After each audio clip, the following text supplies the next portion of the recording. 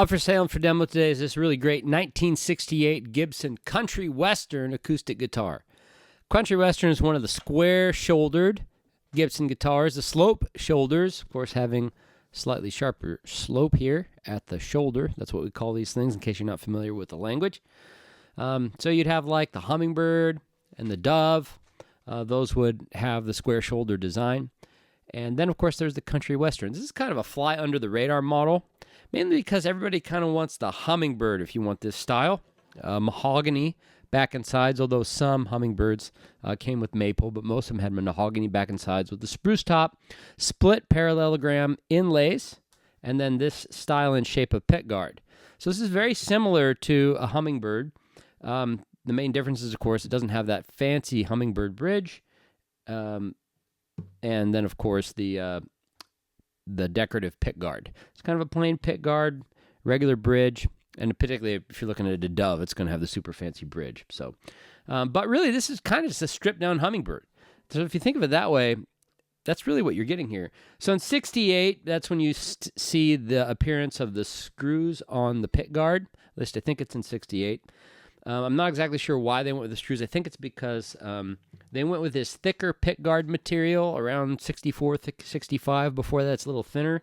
And maybe it was the thicker pickguards. Maybe it was the glue they used. But a lot of times, these guards would just come off. In fact, I've had really super clean Gibsons from this era, and the pickguard, the glue just totally failed. It's not hard to re-glue it, but I think they were concerned about that as an issue, so they added these screws on the pickguard. So anyway, this one's, I'd call it good cosmetic condition. It shows normal player wear. There's like pick scratches here, just little marks and stuff like that.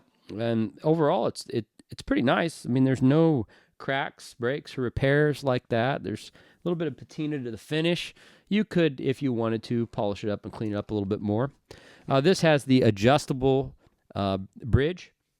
The saddle on the bridge is adjustable, so it's mounted with these two posts that go into holes in that are mounted to the bridge plate underneath.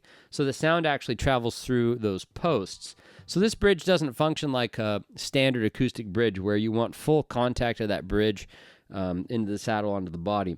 But nevertheless, it still sounds pretty good. They don't sound very good when they have the stock wooden saddle. That's what this has, and the original will come with it. But I've upgraded this and put a drop-in bone saddle replacement, which gives you much better sustain and stone. And yeah, it's a very, very easy thing to do. The neck angle is good on this guitar. It doesn't need a neck reset. The saddle is set up with a ton of height, so plenty of room to move it down if you want. It's got a great sound. It's a nice big Gibson sound that you like out of these guitars. Nice chimey top end, but a real chunky kind of attack that's very characteristic of Gibsons in general and Gibsons from these years. Comes with an aftermarket hardshell case. If you buy it on my website, which is linked below, you won't be charged sales tax at checkout if you're outside of Washington State.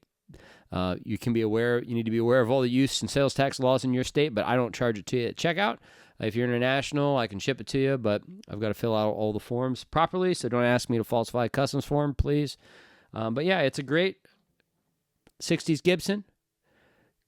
1968 Gibson Country Western comes in an aftermarket hardshell case. Thanks for checking out the video and have a great day.